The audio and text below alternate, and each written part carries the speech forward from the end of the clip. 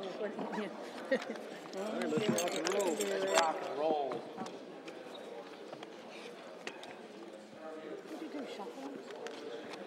All right, before we get started this evening, I'd like to just take a brief moment to say a silent prayer for our City of Erlanger adopted troop that's recently been deployed to Afghanistan, that the Lord will bring them home safe and that their families have the support they need without them for the next 7 months.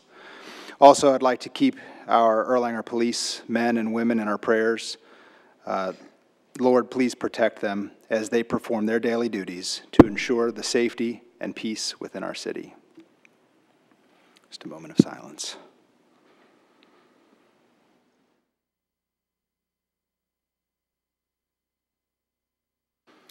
All right, if you wouldn't mind, let's rise and say the Pledge of Allegiance. I pledge allegiance To the flag of the United States of America and to the republic for which it stands, one nation, under God, indivisible, with liberty and justice for all.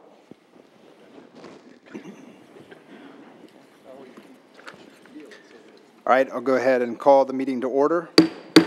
This is the Council Committee meeting of August 16th, 2016. First item on the agenda is from administration regarding the fiscal year 16-17 tax rates. Mr. Howard, Mrs. Cahill. Well, we'll turn it over to Mark Fields, who can give us an explanation here about the tax rates, how we progress from here. That's good. Thank you.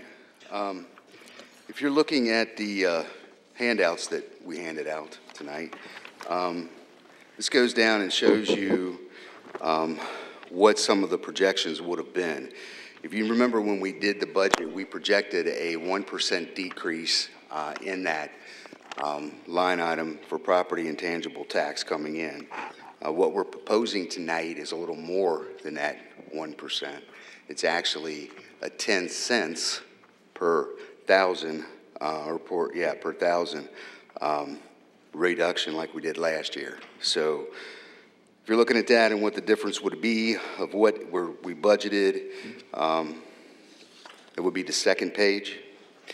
So it's going to take our property taxes, which includes both of those. We projected 4.5 million. Now we're going to project 4.372. So we're going to have about $132,000 difference in that. We believe that we can make this budget work with those numbers for a couple reasons. Number one, we are working on a couple projects right now that I believe we're going to see cost savings of more than that $132,000. Also, historically, our revenues have come in higher than what our projections have been. If you look back through the last 4 years, you'll see that they have always come in higher than what we have projected. We do believe that that will probably occur again this year. We do have some things coming online that we have not accounted for in these new businesses that are coming in that should be up online. However, this does include some projections. If you see that first page, it does talk about losing Toyota by the end of this fiscal year. And we believe that 2017, they will probably be completely gone from our tax rolls. However, the good news is that the hospital and the construction of it is beginning, and those should come in some replacements now, and we've added some new ones on top of that. So that's what we're proposing is the rate to be on real property, the 337, and then on the personal property, reducing it another 10 also, and it would be 589 on that one. So we're here to answer any questions. That would be our recommendation for council to adopt those tax rates for the tax year, I guess, 2016. Here you go. I like it. All right. Questions? All right. Doesn't look like there's any questions. All right. Thank you, Mr. Fields. Thank you. You're welcome. That was easy. Thank you. Okay. All right, the next item on the agenda under progress and revitalization, we've got the railroad overpass. You want to do the I'm special? sorry. We advertised this as right after we talked about the tax rating, setting it, we would have the special meeting to have the first reading of that ordinance and the second reading of the annexation to go out of this Oh, yeah. when we advertise this. So if we could adjourn this one and go into special meeting, I think was, and then we come back in the committee meeting and do the rest. Oh, okay. Sure, thank you for that correction. Okay. Okay, so is there any more, let's see, can I have a motion to adjourn this meeting? Motion by Mr. Dunhoff, second by Mrs. Pitts. Any discussion? All in favor say aye. Aye. Okay, meeting adjourned. All right, then we'll reopen our council committee meeting, August 16th, 2016. All right, so the next item on the agenda here was the progress and revitalization. Mr. Pitts, or excuse me, Mrs. Pitts, Mr. Cahill. I was looking at Mr. Cahill and I said, sorry, excuse me. Okay, so the first item here is the railroad overpass. Did we have some discussion? I'm sure we do. Yeah. Who wants to start? Well, I'll be happy to. Okay. There's been a lot of, a lot of excitement, a lot of different ideas floating around about the overpass. I guess I just wanted to try to clarify a couple things. And that is, we're at a stage right now where we're trying to develop the information to try to be able to present something to council on this. Overall, there are a lot of different ways of tackling this project. What we've allotted for in our budget is $350,000 to revitalize the bridge. Now, that project is split up into really three different portions. About $150,000 of it is the actual painting. That's repairing the concrete, prepping the steel, and painting it all. About another $100,000 was added in, and that was to try to stop the leaking that comes through the walls, to try to capture the water and control it so it doesn't run across the sidewalk, and to drain it into the public storm drains. And then another $100,000 is for the engineering, the approvals, the permits, the traffic studies, and then actually controlling the traffic. Okay, so it's a large project. I mean, it's over Dixie Highway, one of our major thoroughfares in the city. We've got about 26,000 cars that pass under there every day, and constricting that is a major ordeal, and that's why there's such a big chunk in there for that. Now, there's other ideas out there. You know, this isn't set in stone, exactly what we're talking about doing. We haven't gotten the approvals necessarily from the railroad. They have not said, yes, we can do this. We are working on getting the approvals with the Department of Transportation. And as part of that approval and working with the Department of Transportation, they said, they pretty much said, a little over a year ago, that they would not talk with the city about negotiations or any other ideas or entertain any ideas on this or any of the solutions without it being a real project. And one of the main ways for us to show them that it is a real project is to allocate money in our budget to do the work. So that is another part why we had to get to this step in order to be able to move forward. So at this stage, we don't have all the information. We don't have all the answers. I can't tell you what all the costs are because there are other options that are floating out there. Maybe we don't paint the bridge. There's a lot of concern about it. Working around the railroad will not work with us on it. They've said that flat out. And what I mean is, we've asked if they could just give us windows of time where they wouldn't be running trains over the bridge so we could count on working certain hours, and they've said no. we pretty much get out of the way whenever they're coming. And as you know, as anyone who might live around nearby there, the trains can run, you know, every 15 minutes or so. So that makes it a little bit difficult.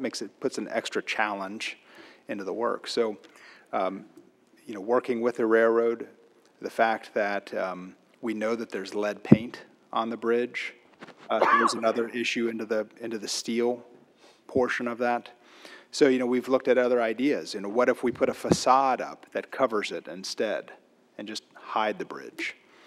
What if we put a banner over the bridge? That way we have an opportunity to advertise and show things about Erlanger in lieu of painting it. That is a much less costly option. However, still, all of these options, we have to get the railroad's approval. Mr. Mayor, Yes. for the different components of that, the concrete work, the drainage, do we need the railroad's approval for that work as well, or just the physical, you know, steel part of the bridge? Yeah, that's a great question, and no, we don't. To my understanding, the abutments under the bridge, under the actual steel, is more so under the care of the Department of Transportation. So, you know, we do have an opportunity there as well that the Department of Transportation may share in those costs. In fact, there's a possibility they could pay for the whole thing, because it is truly their issue. It seems as if there's some significant benefit to the residents or those that are walking up and down to actually do something about the drainage. I agree. Another option that's floating out there too is the possibility of painting murals on that concrete. We have a couple gentlemen in the audience here this evening from a company called BLDG, and they specialize in branding and murals for cities. They've done work with the city of Covington regarding the bicentennial in Covington. They've worked with a number of other cities as well, and we may get to a point where we can show some of their work this evening. But, you know, Jay Becker, who's in the audience, one of the things he mentioned to me was that, you know, if you put enough color and attractive designs on the abutments, a lot of times the steel kind of disappears. You know, we leave the steel just how it is and draw people's eyes away from it, yeah. And, you know, we have an opportunity then as well in those walkways. We've got these large concrete walls, you know, where we can tell the story of Erlanger and have other, you know, neat things that people are going to want to see in that area. Along with it, we'd like to light those walkways, you know, so because right now at night there's no light in those walkways. So, you know, there's other options and ideas there as well. I Yeah. have a question. On the painting, 150,000, does that include the removal of the lead? It's not abating the lead. That wasn't the, you know, the. Or is that just painting over it? It's not really even painting over it. I mean, it's knocking off everything that's loose. I mean, essentially what the thought was making it so that you've got a good substrate to be able to paint. But essentially speeding up what's happening naturally, you know, speeding up time. Those flakes would be captured and they would be disposed of properly. We're not just going to be washing that into the storm drains. That would all be tented and captured. That's included in that. Yeah. Yeah, I mean, if we take the next step to the abatement where we actually, you know, truly strip everything off of the steel, there's a substantial jump in the cost. And also we have to realize too that, I mean, even Norfolk Southern has agreed that what we are doing is work on the facades. They are not expecting us to strip and treat their entire structure. We're basically doing what can be seen as you drive through. So, I mean, I don't know if do we want to walk into some of these I've got a number of photos of some of the existing. Let's start with some of the existing photos. Can I ask a question? Sure, yeah, I I'm want to sorry. come back to Gary's question earlier that he just talked about. If, with that leakage and that signage, with that leakage especially, what would happen if somebody was to actually slip and fall? Would the city be liable for that, any kind of damage? State property, why would Yeah. It's actually in a railroad right-of-way. Mr. Blankenship may know this better than anyone.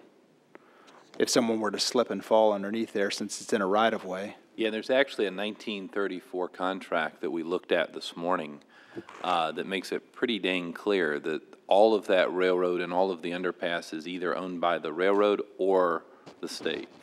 That Erlanger has nothing to do with it. Okay, that was my question. Yeah, so there's a few pictures, looking up at some of that. The concrete's pretty worn, and in fact, you can see some stalactites coming out of there.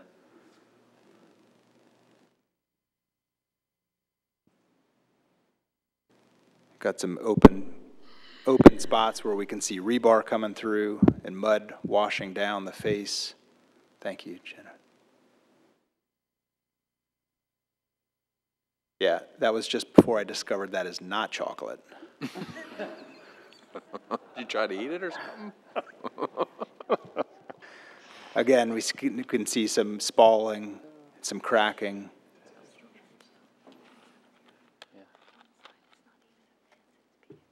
Yeah, more cracking. So this is looking at mostly at the concrete. I think we've got a couple pictures too of the steel. That's all the existing we have. Oh, okay. The crosswalk. Oh, yeah, and so yeah, thank you. There's another part of this, too. Okay, so this is the condition we have as that sidewalk kind of peters off, and then it leads up to a crosswalk that doesn't line up. Yeah. As you get closer to that, and actually it was funny because Mr. Becker had also mentioned that when he was younger, he was not allowed to ride his bike through there because his parents knew that he had to ride in the street to get over there. Okay, so is that it on the pictures then? Yeah. Okay. Now, what about we had a rendering that was put together, a rendition that was put together with the banner. The one that's an Erlanger on it. Mm-hmm. Okay, like that. Oh yeah. So here was a rendition that was put together. If we had put it's about 5.5 feet by 110 foot long banner. If we could get the railroad's approval to go ahead and attach that to their structure, we'd be talking about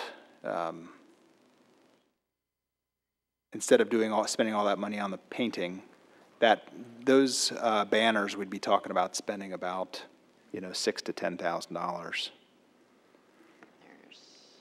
There's one on the back side too. That one. So with the banners, they're not free. It's still a cost that we'd be spending. It would give us the opportunity to, potentially we could change it with the seasons. Still would give us an opportunity to be able to thank, maybe we could thank Accutex for, contributing a large part or funding this, or a company like that. I think what was shown on there was a log cabin that they pulled from our website. But gives us a chance to let people identify who we are, where we are. Would you want to would you guys entertain hearing what Mr. Becker has to say about murals? Sure. Yeah. Mr. Becker will open the floor up to you if you'd like. Yeah, we'll go ahead and pull up his PDFs. It seems like we're doing an awful lot before we get permission to do anything. I just feel that. Well, ultimately, what we want to do, yeah, that's a good point, JD. We would like to be able to tidy this into a nice package that we can present to the railroad and get their approval on. You know, ultimately too, as far as funding it goes and trying to reduce the tax burden as much as possible, we need to know what we're selling. I think it'd be a good Can we package pull that to up to show the- the state also. Yeah, yeah, the good point, yeah, to show the Department of Transportation. Yeah, that Yeah, would be real, absolutely. yeah. Hi, so real quick, I'm going to run through this. I don't want to take up a lot of your time. My name is Jay Becker. This is my brother, Jared Becker. We grew up on Hope Lane. Miles, Tishner. I didn't go to Lloyd. Jared went to Lloyd. We have two younger sisters who went through the whole thing. Tripoli, you name it, everything. Everything Erlanger we did. Katie Brass, who runs the Carnegie downtown in Covington, called me up and she said, hey, Erlanger, the city of Erlanger is thinking about doing something with the bridge underpass. You've brought that up a million times as the gateway to Erlanger. And she said, it may be worth you calling the mayor and saying there's something that you guys can do. So that led to a conversation with the mayor and myself. I came out, we walked around and we talked about it.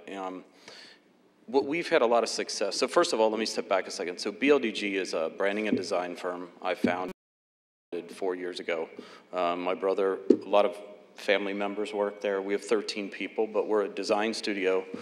We did the Blue Horse for the city of Lexington, so we do very large municipal branding projects. We've painted at Art Basel, which is the big international art fair in Miami. If you see large murals, typically in Covington, we either did them or we brought artists from everywhere in the world in to do them. The goal being to create a destination out of the city of Covington. So Chuck Shepard, when he came in to be the mayor in Covington, said, can you help me do something to create some spark around Covington? So I'll show you a couple slides as I spin through this. I'm kind of like setting up what I think we can help you do. So what we're very good at is helping businesses, cities, or otherwise tell stories. So what you have in Erlanger is an opportunity to take something that everybody knows is part of Erlanger, make it extremely attractive, but make it also tell a really finite story. When we talked about the bridge, we talked about how to kind of take the stress off of the metal for all the right reasons, because it's expensive, you don't know what the railroad's gonna do. And we talked about this idea of just looking at the bridge as that gateway and painting the concrete, but using the bridge as a format to tell story, either in big text, visuals, but in a way that people wanna walk underneath the bridge, and they pull over and stop the car and go back and look at it. So if we could create that kind of a scenario, we got them stopping in Erlanger. And if they stop in Erlanger, the chances of them using one of the businesses in Erlanger are pretty good. If they use one of the businesses in Erlanger, the chances of them looking for a house at some point in time in Erlanger is pretty good. So you kind of see what's going on. If you look at one of our greatest test communities that we're doing this in right now is Walnut Hills in Cincinnati. So we helped them start this very finite little thing called the 5 Points Beer Garden. And it was this ugly little pie-shaped wedge in probably the worst neighborhood in Walnut Hills. Today, it's gorgeous. It has 5 murals that show all of the different entry points to that. The artists that helped us do it were from everywhere in the world. They're tweeting out about Walnut Hills. They've gained 3 restaurants and 4 businesses at People's Corner, which up till last year was dead for 25 years. So, you know, Harry Black, who's the city commissioner, or the city manager in Cincinnati, I had lunch with the other day, and he's like, how can you help me tell this story throughout the other neighborhoods of Cincinnati that need help? So when we had this opportunity to come in and talk to the mayor, it was like, heck yeah, we're gonna do it, because we're Erlanger. My brother lives still on Crescent. I live in Cincinnati, wife drug me there. But we're Erlanger boys at heart, and so we always saw this as this really cool thing that we could kind of throw at the city of Erlanger, maybe create some really cool stuff. So if you can just flip through, we'll run through this fast. This is just to let you know who we are. Right now, our clients are everybody from GE Appliance to, we do all the Xavier Athletics work, so you'll see a whole new format coming out this week for all Xavier sports. We do, Visit Lex, which is the Lexington CVB. Again, we did the Blue Horse. P&G, we're doing a giant project for Kroger, where literally we did an innovation project to tell them what the front or the facades of all their 1970s stores look like. So it's 283 stores. And we'll start painting on the front of the Covington Kroger in a week. So you can kind of see how it plays out too. So go ahead and flip it. So this was the work we did for the Covington 200th. So literally we took it back. What did 200 years in Covington look like? We found this really interesting little plaque on the side of Sims Furniture that talked about Lady Progress. And so we kind of blew that up. So we're like, if we look at the years that Covington grew and why, it was this creation of the idea of progress and what's movement look like in next. And if you guys remember, she had this beautiful headdress. You know, so literally what we did was we took, I think, 200 people in the city of Covington to match that, and we created these interesting headdresses on them, and we used it to kind of tell the story about progress. And you'll get, as we flip to, you'll kind of see how we played out. So these were a series of murals we did all over Covington in all the neighborhoods to kind of say, here's finite points that tell stories about it. So everything from a dog park on Richardson Road to on the West Side neighborhood, we did that heart-shaped, I love the Cov kind of mural. But the whole goal was to help the neighborhoods tell a story, so it was one big cumulative story about the city of Covington. So it was also an activation, so there were boards at all these different sites telling people what to do and how to take selfies with those. And when the whole project was dead, I think we had 4,500 different selfies put up. So a lot of activity, a lot of people talking about Covington, which if everyone knows the internet, 10 equals 100, which equals 10,000 and blah, blah, blah. So this is probably the hallmark of the murals that we did in Covington. So these are artists out of Brooklyn, super hot. The year that they did this mural was 2013, I think. They had done 3 other murals. They had done Paris, Amsterdam, and Bethlehem, Palestine. So there literally was no reason that these guys were doing a mural in Covington other than we met them in Miami and we asked them. So, and they loved it. They're like, Covington is like Brooklyn. It's just like Brooklyn and New York. We've got Manhattan, you've got Cincinnati, but it's the same kind of format. So where this really became important to the city of Covington was Larry Klein, the city manager, was telling us once that they were having trouble getting people to go from Main Strasse to Madison Avenue. So he's like, we need to create something down that 6th Street corridor that drive people there. And so as it all works itself out, about the time that we finished this mural, the city kindly ran one of those little lines across the street, so the traffic today is about 3 times what it was before we put this up. The key to this mural was it helped us start to tell a different story about what Covington is in general. So you can look at that, that's not what people would anticipate Covington look like. But that is Covington today. I mean, Covington's growing and prospering, and it's kind of going to another level. And it's using art to kind of tell that story, which is very similar to what we're talking about for the bridge. This was a group out of Amsterdam, the Netherlands, that we brought in to do all of these little dog. You've probably seen it. There's a big white dog on the side of Dick's Liquors, and it'll get bigger because they come back in 2 weeks to help finish painting it. So, but it was a very successful run where we just bring these artists in from different parts of the world, and now Covington's kind of got this shtick for being like the cool place to do murals for like the biggest mural artists in the world. So we'll have the biggest female artist is a woman named Swoon. She'll come next year in 2017 to do a big mural on the back of an old church. So, but it kind of plays off of itself. This is brand work that we did for the Center for Great Neighborhoods, which is the CDC in the West Side neighborhood. And if you look very closely, it kind of all makes a heart. So, but keep going. I'm just going to run through stuff. And then I threw in just a little bit about Erlanger. We got to kind of make it look pretty. That's what we do. So this is kind of, we looked at the bridge. We talked about what could be done. We talked about taking pivotal pieces that are expected, so like that black and white, those cross patterns, but like tripling the size of those. So you can make it look very profound, you know, but make it fit for what the need is, but make it look very good and very strong. The real proposal that I'm talking to you about is the essence of like creating a Hollywood sign. So you have this piece of Erlanger that as people are going south, you know, which is kind of the way you want to get them anyway, you know, coming the better way. They go through this, they look at it, you tell them the story, and they think Erlanger's got this real shtick that we want to look at. We want to figure it out. We want to see what it's about, blah, blah, blah. But use the messaging, and you'll kind of see some pattern work that we just brought up. So you can take this, and you can blow it up into multiple different ways. The key is it creates such a visual that people ask a lot of questions about it. So typically the question we're looking for is why? Why are you here? What are you doing? What can we tell you about the area? So it's like carefully looking at kind of what the brand or the story is for Erlanger and helping you play it out at this literally what we would call the gateway to the city. So whenever we do like big municipal projects, we always ask them for like, what are those 1 or 2 spots that are like big central parts that we can like blow up so that people kind of understand it, they think about it a little bit deeper, and it kind of helps rally the cry. So that's kind of what we're talking about. It just so happened that it kind of fit into a story that he was telling me that you're kind of going through this logo process to try to figure out what it is. And it's all part of like what that big story is, because the big story is very sellable to the public, especially right now. We've had such good luck doing it in other neighborhoods. We kind of looked at ourselves and said, why can't we do it in our neighborhood? So that's kind of the short story. Questions, I'm happy to answer them. If we're going to stick around afterwards and show, we've got some other stuff that we can show for anybody that wants to take a look at it and see. But any questions? Just thank you for taking an interest in being Erlanger boys. We're like, hey, we don't have a choice. Our parents still live on hope. Are you We're Donna's? kind of surprised our mother. Are you Donna's son? Yes, we are. I'll be damned. We kind of thought she'd come tonight just to see, you know, like. That's awesome. Yeah. Yes, ma'am. Corinne?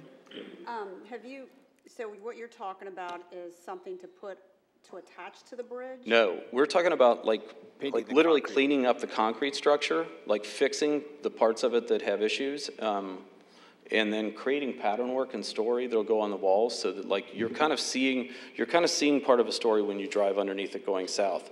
You're kind of seeing another story as you drive north. But the key too is to take like those pillars where the walkways are and put different words and different stories so that people want to go and see it. So have you done bridges before? Yeah. Oh, well, actually, we're in the process of doing 2 of the CSX bridges in Covington. Like I said, we've done 30-something walls. So have you gotten permission from the railroad? Yeah, we get permission all the time. We initially, we didn't get permission, and Chuck Shepherd got us out of trouble a couple of times, but. I like this guy. No, we didn't do that. That's like photorealism. No, but that's a great piece. Yeah, we do a lot of, like, if you see, I think one of the coolest projects we've done is at the corner of 6th and Scott in Covington, there was this little old garage, and now it says, in very interesting designed out tone, it says 1815, 2015. This is where it all starts, like talking about that, what's that new future for Covington look like. But we took this really ugly, dirty little building and painted on the 2 sides of it that face Scott Street and 6th, and all of a sudden it brightened up the whole corner.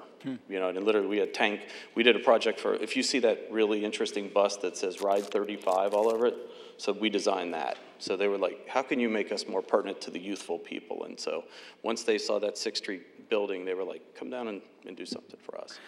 You know, something you had mentioned the other day was, which I think you could talk a little bit more about too. What if somebody graffitis on top of it? Yeah, they make a clear coat, like they call it graffiti proof, so you can put a clear coat cover on it and cover, but the reality is that the kids that are doing graffiti won't paint over this stuff because it's kind of... Never had it. Yeah, we've never had it. It's like a no-no. In the code of like street painters and whatnot, you don't paint over somebody else's art. Yeah. So I don't think we'd ever have trouble about anybody painting over it. I mean, at this point, 4 years into it, no one's touched our stuff. In fact, what we find is them do bits and pieces of it like 2 buildings down as an ode back to it. So. And what do you think the life expectancy would be of the mural? Depends on how much constant water is still coming over it. Like a typical building on the exterior, but we're looking at about 10 years minimum. I mean, most of it's a couple, 2 to 3 coats on it. It depends on just how much weather it's getting. You know, the stuff that's undercover, that's not getting in water, you're probably good for 20 years, you know, outside of the elements. But okay. Where you do have those leakage pieces, you're probably gonna, it'd be interesting. Okay. Yeah. It's a really neat idea. It's something that Erlanger would get a lot of press over. You know, we saw that in Walnut Hills. I mean, Walnut Hills, they took it from nothing to like $3 million grants from foundations just because movement was started.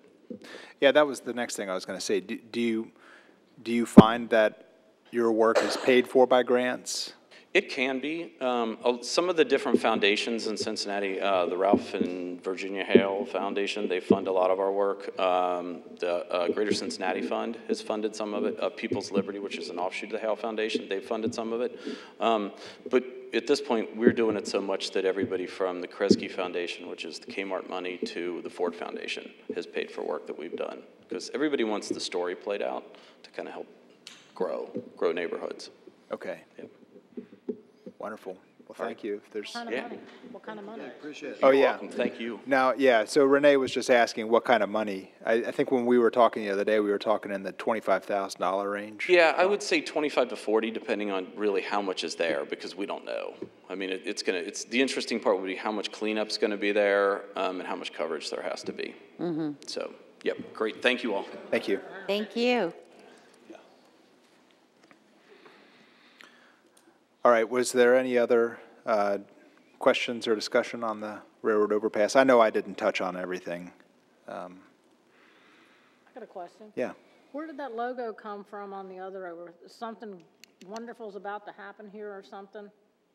Oh, who did that graphic? No, I mean, who came up with something wonderful's about to happen? There you go. And what is all, I can't tell what the picture is on the Yeah, tab. so I don't know exactly who the artist was, but this was provided to me by T.D. Dierker. You might be familiar with him. He's one of the gentlemen that lives on Nelson Road who would come in here pushing for the sidewalk on Nelson. But yeah, he had put these together. What is the picture, though? I can't tell That- from here. Is it a? And I can't really either. That one might be a train. Yeah, I think, yeah, I so I think think so. on one side of the bridge, he put a train, and the other side, he put a log cabin. And it was both things that he pulled from our website, or maybe it was from the Historical Society website. I wouldn't get hung up on the image or anything. It was just kind of Right. showing what a difference it would make if it was covered. Right. Well, I was just curious because we did all that work on logo and then this is something like there, but nobody had ever seen it before. Should I have put the tape dispenser on there, you think? I'm never going to live that down, am I? Yep. Let me think about it. No, I thought about Okay, it. okay. It was just an idea, just trying to kick across what, what might be possible. So, I want to ask a question again. You said 25,000 approximately? No, that was kind of like a starting point. So again, until we 25 to 45.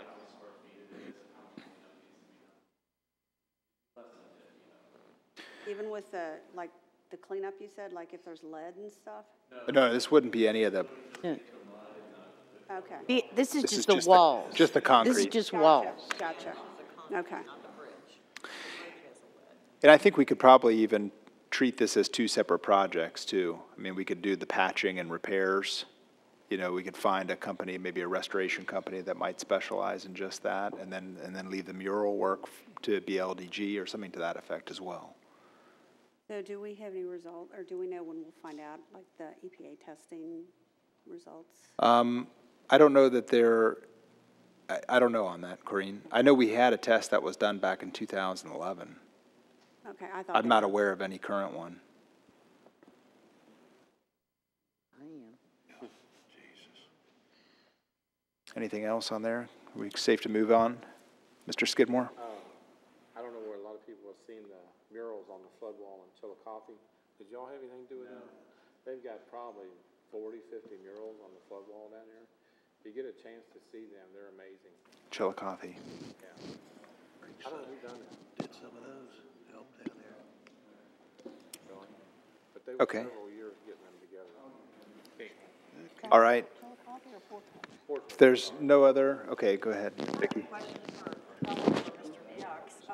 On the leakage that we have, is there a way that if we would decide to go with the murals, we could protect the concrete, like some kind of coverage or something? to protect- I don't know, because I'm not an engineer. I don't know how that Well, works. the problem is that the water, the intrusion is coming from liquid that nobody wants to say what it is.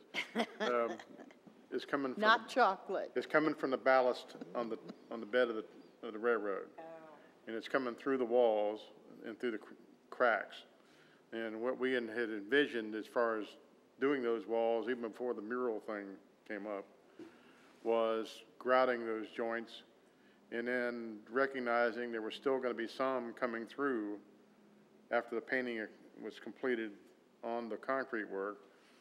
We were going to replace the sidewalk and put a drain system along the face of the wall so that anything that did come through would go into that drain system and not go across the walk and create the slimy condition that's been down there for some time, and remove the obligations the city's had in the past of going down and cleaning it all the time.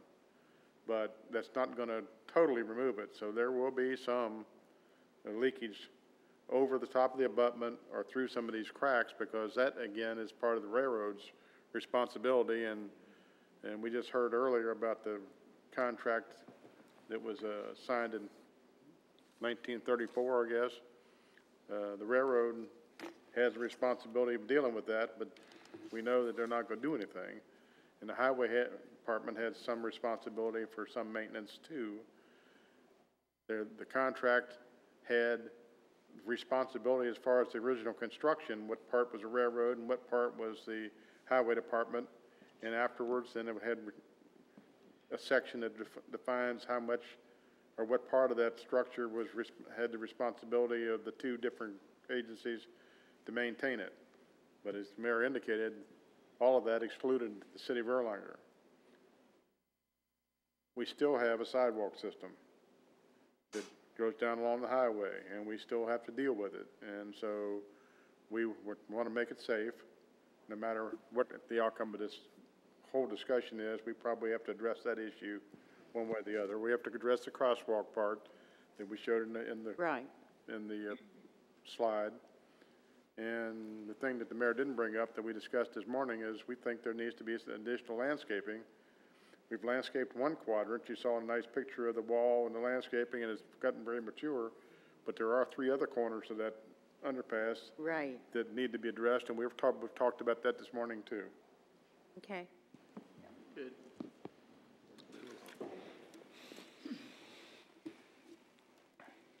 All right, any other ideas or discussion? All right, we'll move on then to the city logo.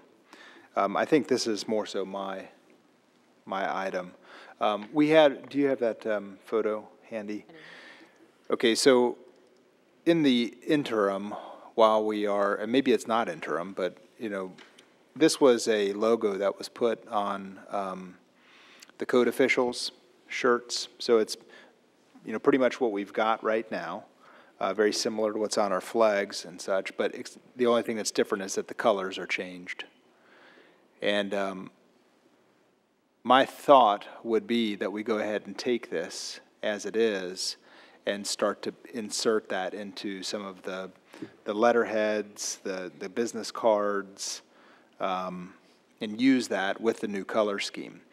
The tough part about this is that this was developed by the woman that does the embroidery, and she has no electronic version of that we can use.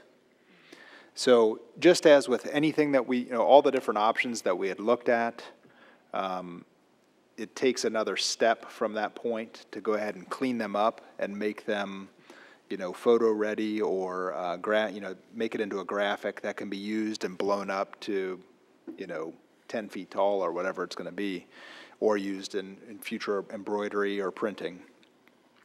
So Joe Christofeld is working on getting prices. I know he's talking to 3 or 4 different companies that can do that can take this image. What about the guy that we had last year that didn't follow through for us? And I spoke with him as well.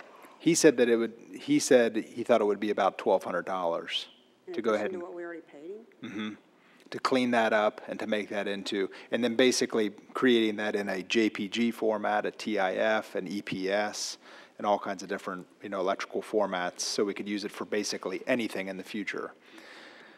So, that'd be the worst case scenario.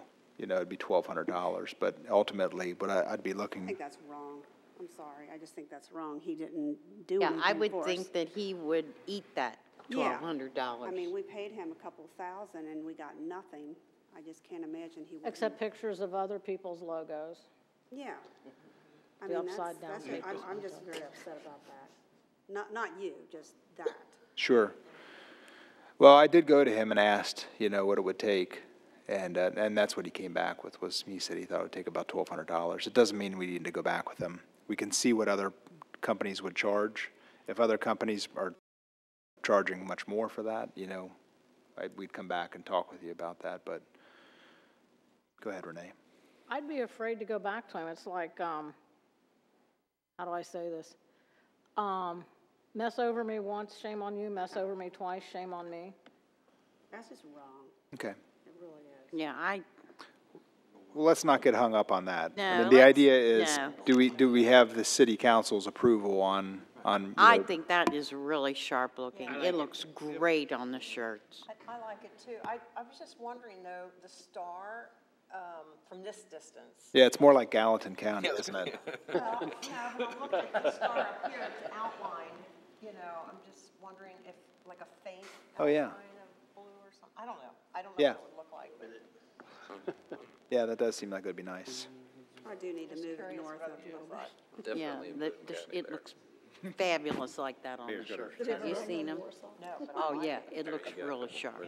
Very professional. Yeah, go ahead, Renee. No. I just have a concern. When we started this logo thing, you asked, because Don and I kind of made the most noise, we got kind of assigned to Yeah, work you on the worked logo. really hard on that. We asked everybody on city council to submit something. Only one member submitted something. Todd Brindle went to the schools and got suggestions. The fire department put in suggestions. The whole administrative staff in the city building put in suggestions.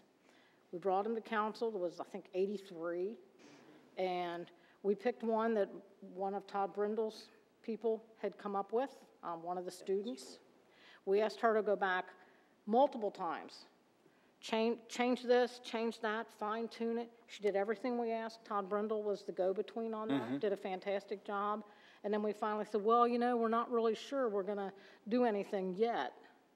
So now she went through all of that and she got nothing. And she made a pretty good, she had the swoosh, it's not that.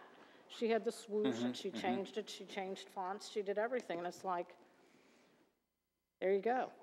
She didn't get anything except, I think the city wrote a letter that said she was recognized and we were probably at some point going to do something. I'm not sure what the letter sent, but I think I'm not aware of any letter. I think it was read at the graduation. I didn't write it. Oh, okay. Well, then maybe I was just told that and that didn't happen. So I do think we need to at least recognize her for the work she did. I mean, I don't know if we want to maybe talk to her about this portion of it. I don't know if she's got that ability to clean this up or not. Todd Brindle would be the one to talk to about that because that's what she was studying and that's what she's going to college for. So, I hate to see her knocked out of the whole thing because she did do a lot. Every time she was asked to do a minor change, she did it. I think that would, And I think it think would she be kind of appropriate to talk with her. Yeah. Okay. I don't even know what everything we did was anonymous. So I don't Todd Brindle either. would know who she is. Okay. We'll be with Lieutenant Brindle tomorrow night, and I believe that he probably is the one that wrote the letter and went to the graduation. Oh. I believe that's probably where the letter He came would do that, yeah. is Yeah. where that was. And I think what the mayor is talking about is us to be able to use this. And if you remember from Mr. Tischbon before, those designs that he did, that was just in that cost. Doing this with anybody else that we would do this with, we're still going to have to go through this process to get this to a usable form on all of the different things we want to use it on. So it's really good that we have some artists sitting in the back and some design, but I think when you're looking at doing this electronically, whether we're looking to put it on a business card, whether we're looking to put it on a banner that would go across the bridge, how this distorts when you change those different things, a professional has to do that. So no matter what, we went out and I reached out to NKU and Thomas More both in their departments, and the proposals that they brought back were several $1,000s for even their people to do it and do those things. And all of those things were in there. What we were going to do with the image, how it was going to be used, what types of forms it was going to be used on. I don't know the technical terms, but there were a lot of different things in there, and there were different costs for all of those things to be able to do. You can remember way back when Ms. Hopkins was talking about this when she was still here, and she was talking about this, and she had talked about that, how do we use this, and that's why we had to be real careful about what it looked like, because how do you stretch it out and enlarge it? How do you make it this small and still keep the characteristics that we want to keep in it? So, you know, nothing, and I don't think that this one is one of those ones, you know, when we talked about branding, and I heard some of that and promoting the city and doing some of those things with the other presentation. We've not had that discussion. We've not gone down that path to really brand ourselves the way, you know, cities do. And I'm not so sure. I know the city of Newport, I believe, just did it and came out with a new logo and branding. That's a several $1,000s project to get done with everybody that I've ever talked to and seen and did a little research on. You know, this I think we're looking at just to use in the interim, maybe forever, who knows, but just right now, you know, on the shirts when we saw this and looked at it, and this just kind of came up because the lady that embroidered this, actually, Ed Bailey from the police department actually told her the color scheme, and she just embroidered it that way. It's the very same thing that we've used on all of our patches and everything, and this would be easy to incorporate on our, I believe, once we can get it, you know, in that format, into all of our letterhead, on every, I think, piece of print that we use and things like that. So we're going to have to, my whole point was in this, whatever we use and whatever we do, we're going to have to spend that money to get it done and get it in a format. I don't know that it's $1,200. I don't know what that cost is. I think that's why Joe's trying to find, you know, a few that do that. She can't do it. I know the lady that embroidered the shirts. She does it from her house. She can't do the other stuff like that. So I just wanted to throw that in because I know that's what. Thank you. Anything we do or any design that we pick it later, we're going to have to do that. Now, if we're not comfortable with using this one, at least in the interim, before we decide, you know, how we go through that other process, then that's another story, you know, of spending the extra money to do this. But I believe if we do it, we can find if it's $1,200, we can find the $1,200 in our, you know, printing budget to probably get this done. So. All right, thank you, Mark. Any other comments on the logo? Yeah, Don? That don't distinguish any department heads or anything on there. How are they going to do that? Right. Yeah, at this point where, you know, we're not going that far into it. Yeah, eventually we'd want to try to carry, this is pretty similar to our police logo. You know, that would fit in there pretty well already. But we'd want to, yeah, like you said, we'd want to carry this through to fire and public works and the different departments that we have. Yeah, absolutely. I got a comment. It's crooked. The word Erlanger is crooked. Well, the picture might be crooked too. I don't know. Huh? The picture might be crooked too. I don't know. It's a photo. No, no. Well, and this is done in a lady's home on her own. Well, You know, I so understand, but if you're piece- taking that and working off of that, it needs to be straightened up. It's crooked. Well, when you Erlanger is crooked. digitalize it, Okay. it will be. I'm Yeah. not, okay. I'm just saying, if digitize it, won't the be lady crooked. does these at home by hand, every one is gonna be different. Well, we need to get one to work off that's straight then. Well, we do, that's why we have Okay. to get it All right. digitalized. That was just my comment. Okay. The next item we have then is under Public Works. Mr. Skidmore, were you ready to talk about sidewalks? That's a Mark Fields. Every meeting.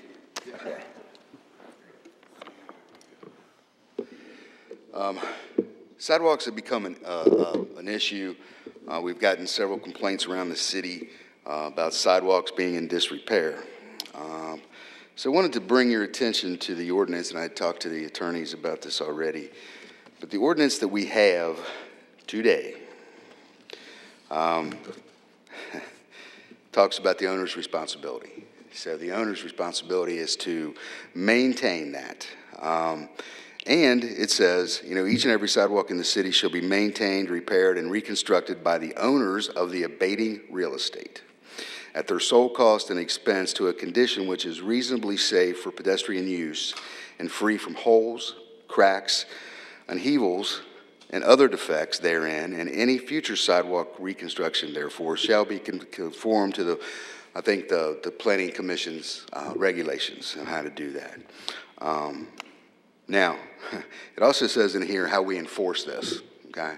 And we enforce this by notifying that property owner of the defect. And we give them 30 days, basically, to get that fixed. However, the person that we hold responsible to do that no longer exists in our city. It was the Public Works Superintendent / Zoning Administrator. We do not have that title any longer.